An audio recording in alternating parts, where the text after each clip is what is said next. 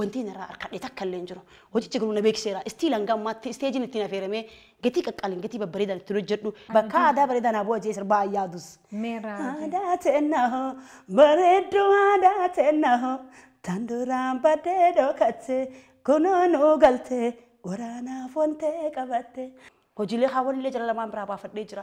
Soofteeriin kee garuu sirba 13 qabatee narraa qulloo fi akkamiin ta'a. Hayi haddoo maal ta'e warri siyaarri biti kun walisoota miidhaa jiran. Sirri mitiin kun immoo sirrachuu qaba.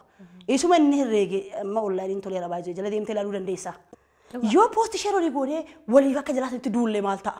Akkamitti garee artiitti deebistaa? Yaa bareedduuti. Yaa gareen artii miti. Gareen taatu bara artiin taatu addunyaati miti. Gareedhaan gaafa poosti gootu immoo hin qaanfattu. The boys 10 years. The girls 5 years. And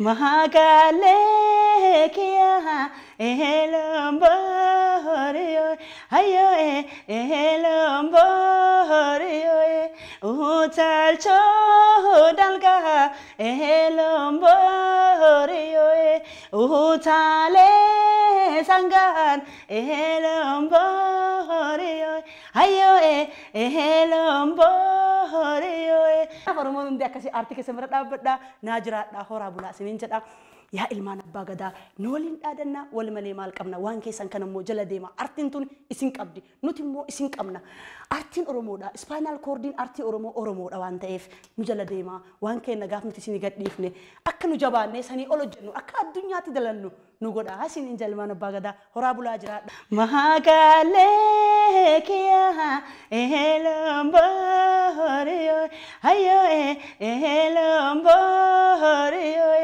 utalcho dalga ehelomborio utale sangan ehelomborio ayo ehelomborio